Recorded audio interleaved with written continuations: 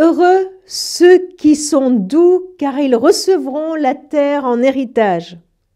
Heureux ceux qui sont pleins de bonté pour les autres, car on sera plein de bonté pour eux. On a envie de dire quoi? Heureux les bisounours? Avouons-le, ces deux béatitudes sont un peu comme cela, non? Qui peut croire que nous pouvons réussir dans notre vie, être heureux, en étant doux, pleins de bonté? Que quand nous sommes pleins de bonté pour les autres, on sera bon envers nous? Et pourtant, Jésus l'affirme. Jésus va même loin et il dit que ceux qui sont doux recevront la terre en héritage. Et on sera plein de bonté pour eux. Heureux les doux, les humbles, les compatissants.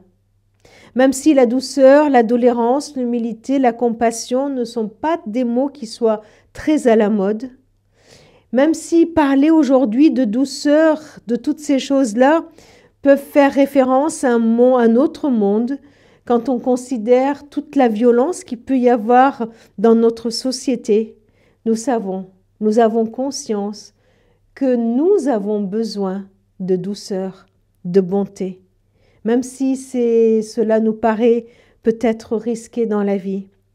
Heureux les doux, car ils hériteront la terre.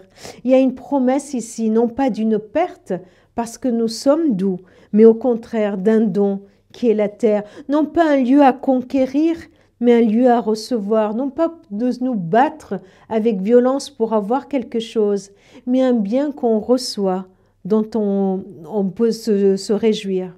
Saint Thomas d'Aquin a écrit « Si nous sommes créés pour être heureux, nous sommes créés pour être heureux avec les autres. » Nous sommes quelque part, par ces deux attitudes, responsables d'une certaine façon du bonheur d'autrui. Aimer l'autre, c'est œuvrer pour le bonheur de l'autre. Nous avons des exemples dans la Bible, comme Moïse, comme Jésus, de qui il est dit qu'ils étaient doux. Et ils ont pu résister face à l'adversité. Ils ont pu résister face aux critiques. Ils ont pu accueillir, en tout cas pour Moïse, ses propres limites. Et tout cela, tout en restant doux et dans la bonté. Pourquoi?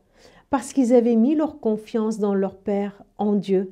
Ils savaient que c'est Dieu qui allait leur donner son, dit-on, besoin. Ils n'avaient pas besoin de se battre pour cela. Ils savaient que c'est Dieu qui allait leur donner la bonté qu'ils ont besoin. Alors du coup, nous sommes invités à venir auprès du Seigneur, puisque nous avons goûté à sa douceur, à sa compassion, d'en être remplis, pour pouvoir aller à notre tour et manifester la douceur, la bonté à ceux qui nous entourent. Et s'il nous en manque, demandons à l'Esprit de nous le donner, car le fruit de l'Esprit est aussi bonté, patience, douceur. Envers qui aujourd'hui tu vas exercer ta bonté et ta douceur? Qu'aujourd'hui, toutes les personnes que tu puisses rencontrer, que dans toutes les situations où tu vas être, que Dieu te fasse la grâce de rester et d'exercer la bonté et la douceur et d'entendre Jésus te dire « Heureux ceux qui sont doux, heureux ceux qui sont bons, heureux es-tu ».